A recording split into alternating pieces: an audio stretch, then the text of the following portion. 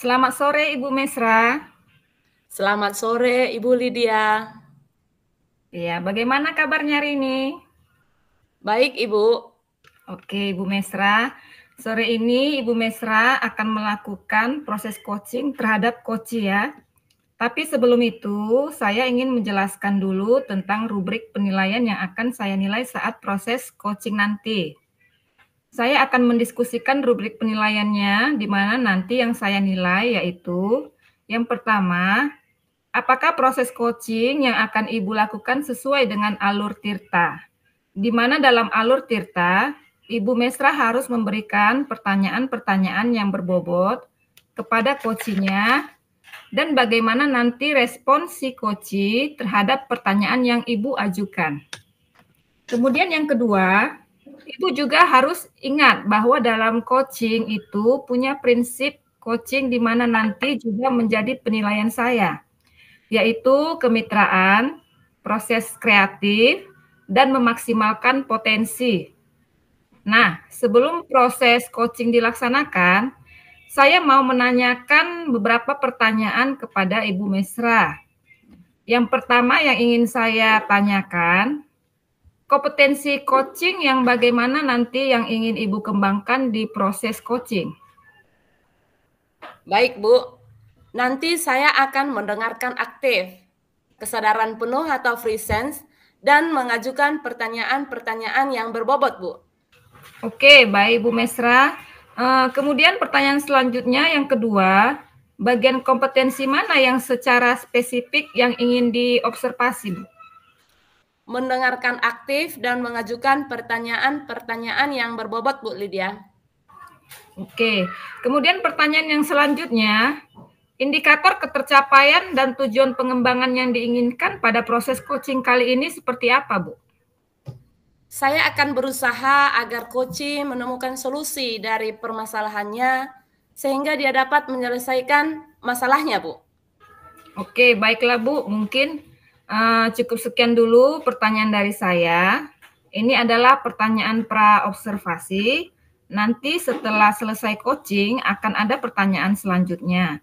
Terima kasih. Silakan Ibu Mesra melakukan proses coachingnya. Baik, terima kasih Ibu. Sama-sama. Selamat siang, Bu Ria. Apa kabar, Bu? Selamat siang, Bu. Alhamdulillah kabar saya baik, Bu. Ibu gimana kabarnya? Iya, saya juga sehat saja, Bu. Nah, hari ini kita proses coaching ya. Jadi apa nih yang ingin Ibu sampaikan? Terima kasih sebelumnya ya, Bu. Jadi begini, Bu. Terakhir ini saya merasa khawatir, Bu. Dan pikiran saya juga tidak tenang loh, Bu. Oh, jadi apa yang bisa saya bantu untuk mengatasi kekhawatiran Ibu itu? Dan kira-kira apa yang bisa Ibu harapkan dari pertemuan ini, Bu Ria? Saya berharap, Bu, akan mendapatkan ketenangan setelah saya menceritakan keluh kesah saya ini, Bu. Apakah ada hal lain yang ingin Ibu dapatkan? Saya berharap, Bu, akan mendapatkan solusi dari masalah saya ini, Bu. Iya, semoga ya, Bu ya. Amin, Bu. Jadi, permasalahannya seperti apa, Bu Ria? Boleh Ibu Jadi jelaskan secara detail? Nah, jadi begini loh Bu, saya kan mengajar di kelas 81. Nah, akhir-akhir ini saya perhatikan semangat belajar di kelas itu berkurang, Bu. Oh, jadi begitu ya, Bu. Menurut Ibu, apa yang membuat semangat belajar anak-anak berkurang dalam pembelajaran Ibu? Nah, jadi kan Bu, kalau di SMP itu kan Bu, IPA terpadu kan Bu. Nah, IPA terpadu itu gabungan dari fisika, kimia, dan biologi.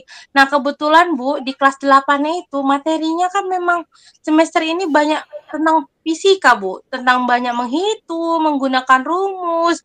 Jadi mungkin menurut murid saya Bu, menghitung dan menggunakan rumus itu sulit Bu. Jadi menurut Ibu, mereka kurang semangat dalam pembelajaran karena materi pelajarannya sulit karena berhitung itu ya, Bu? Iya, Bu. Saya sangat kecewa sekali, Bu. Karena nilai mereka turun, Bu. Iya, memang benar ya, Bu. ketika hasil nggak sesuai dengan yang kita harapkan, pasti akan ada rasa kecewa, Bu.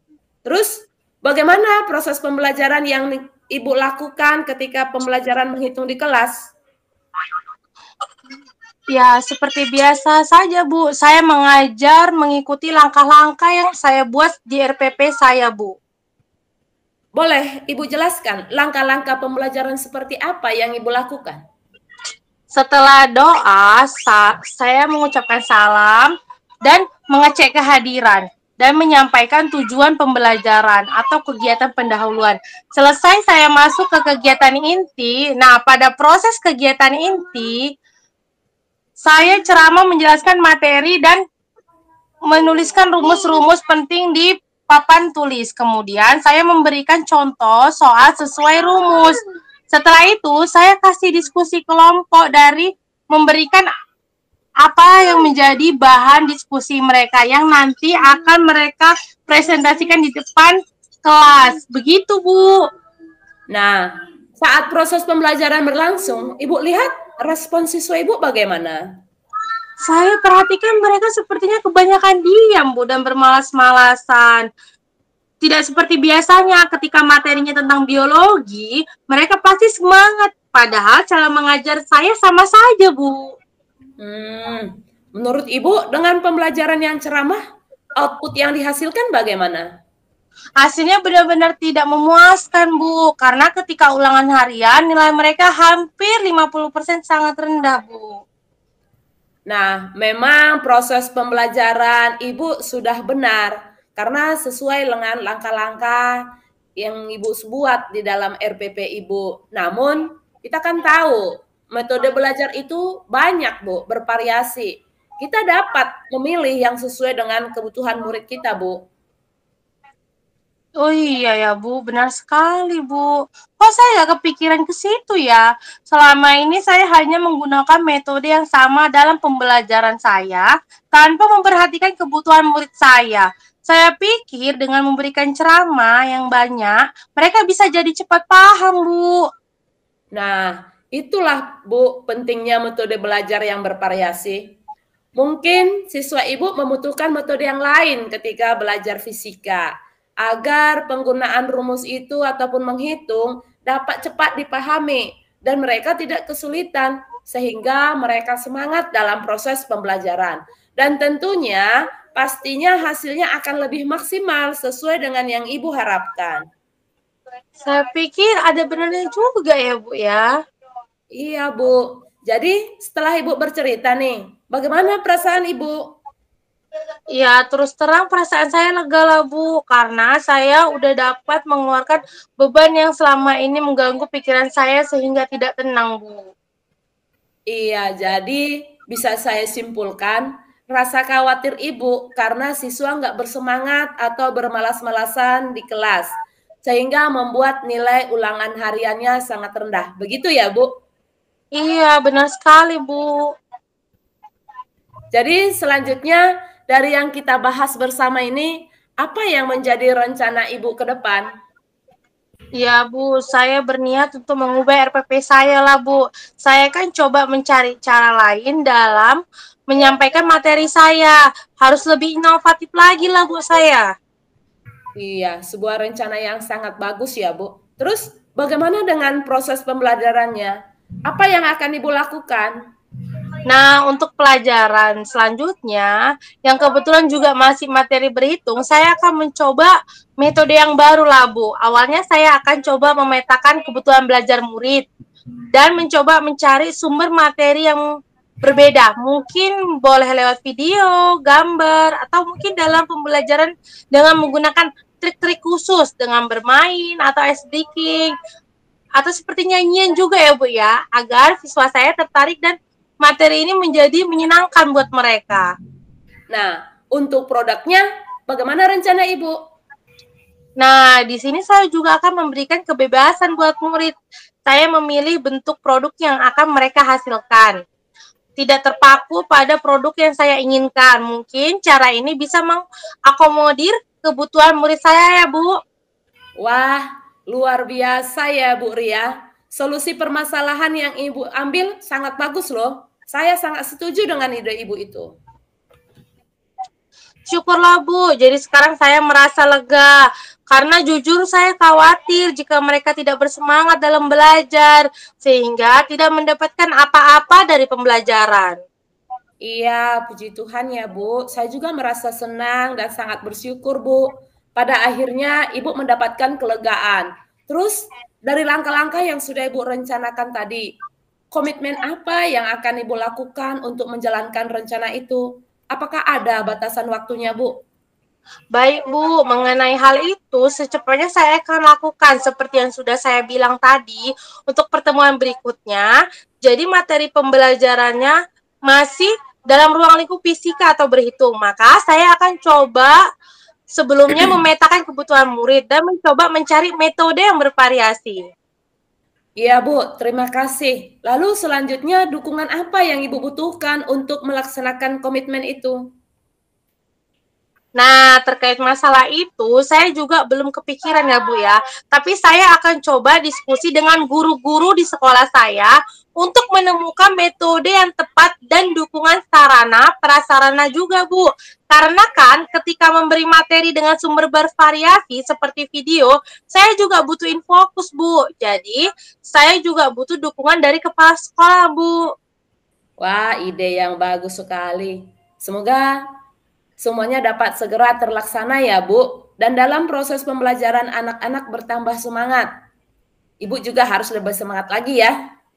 Iya, amin Bu. Terima kasih banyak ya Bu atas waktu dan semuanya. Baik saran maupun masukannya, sehingga sekarang saya tidak khawatir lagi. Semoga kita bisa memberikan yang terbaik untuk bekal masa depan murid kita ya Bu. Amin, sama-sama Ibu. Jadi hari ini cukup sampai di sini dulu ya Bu Ria. Saya izin dulu ya Bu. Iya Bu, silakan. Terima kasih Bu. Ya Bu, terima kasih kembali. Oke. Baik Ibu Mesra, tadi Ibu sudah melakukan proses coaching dengan Ibu Ria. Sekarang di sesi pasca observasi, saya juga akan mengajukan beberapa pertanyaan. Baik, pertanyaan yang pertama Bu, bagaimana Ibu menilai sendiri performa dalam kompetensi tadi Bu? Pada saat coaching, saya sudah melaksanakan alur tirta, yaitu menanyakan tujuan, mengidentifikasi masalah untuk rencana aksi, dan juga tanggung jawab sudah berjalan dengan baik, Bu. Oke. Apa yang membuat Ibu menilai demikian, Bu? Sebab dalam proses coaching, si coach ataupun Ibu Ria dapat menemukan solusi atas permasalahan yang dihadapinya, Bu. Oke, Bu. Boleh saya menyampaikan hasil pengamatan saya, Bu? Boleh, silakan Ibu. Baik, Bu.